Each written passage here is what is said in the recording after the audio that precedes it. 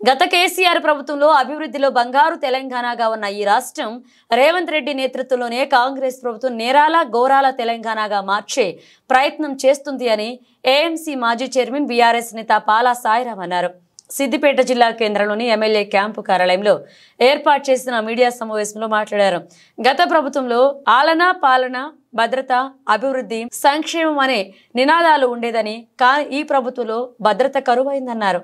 కేసీఆర్ నేతృత్వంలో ఈ తెలంగాణ ప్రజల నేతృత్వంలో ఉన్న తెలంగాణ త్యాగాల తెలంగాణ అయితే ప్రభుత్వం కేసీఆర్ నేతృత్వంలో ప్రభుత్వం ఏర్పడినాక అభివృద్ధితో బంగారు తెలంగాణగా మార్చిన ఈ తెలంగాణను ఇప్పుడు కాంగ్రెస్ నేతృత్వంలో రేవంత్ రెడ్డి గారి నేతృత్వంలో ఉన్న ఈ ప్రభుత్వం నేరాల తెలంగాణ, ఘోరాల తెలంగాణ, దబాయింపుల తెలంగాణగా మార్చే ప్రయత్నం జరుగుతుందనేది ఈ ఏడాది పాలన యొక్క ఒక సారాంశం.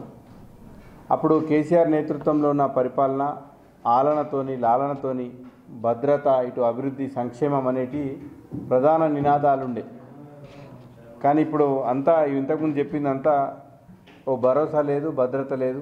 ప్రత్యేకించి పోలీస్ డిపార్ట్మెంట్ అంటే ఈ తెలంగాణ ప్రజలందరికీ కూడా ఒక భద్రత పైన భరోసా కల్పించి వాళ్ళ భవిష్యత్తు పట్ల ఒక మంచి ఆశలు రేకెత్తించే విధంగా రాష్ట్ర వ్యాప్తంగా కాదు దేశవ్యాప్తంగా కూడా ఒక అద్భుతమైన రిమార్కబుల్ కమాండ్ అండ్ కంట్రోల్ సెంటర్ని పెట్టి నిఘా నేత్రాలు అన్నీ అప్పుడు నేరగాళ్ల పైన ఉంటుండే.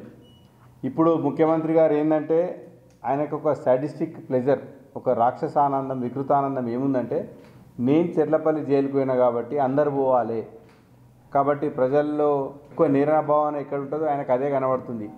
ఇంతకుముందు నిఘా నేత్రాలు అన్నీ కూడా డెకాయిట్ల మీద, నేరస్తుల మీద, క్రిమినల్స్ మీద ప్రయోగించేది.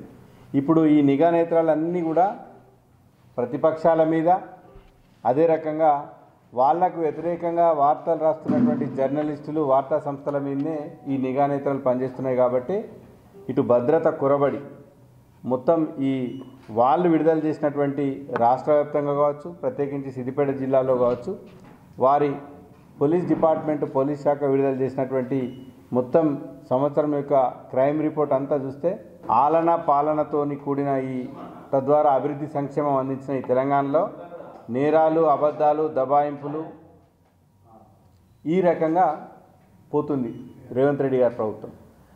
ఇంతసేపు తన సమస్యలు ప్రజలకు చెప్పుకునే తప్ప ప్రజల సమస్యలు తీర్చుడు, సమాజంలో శాంతి భద్రతలు నెలకొల్పుడు, అదే రకంగా భద్రత పట్ల ఈ సమాజంలో ఉన్న తెలంగాణ ప్రజలకు ఒక భవిష్యత్తు పట్ల భరోసా కల్పించడంలో ప్రభుత్వం పూర్తిగా విఫలమైంది. ప్రజలు ఒక అద్భుతమైన అవకాశం ఇచ్చారు, రాష్ట్ర ముఖ్యమంత్రిగా పాలనకు వచ్చారు. ఈ ప్రభుత్వం మనకి ఏం చేయలేదు అనే ఒక వ్యతిరేక భావన ఈ ఒక్క విషయంలో రేవంత్ రెడ్డి గారిని అభినందించాలి. ఏంటంటే ఒక్కటే సంవత్సరంలో ఆయన యాక్సిడెంటల్గా ముఖ్యమంత్రి ఎట్లయినరో వారు అదే రకంగా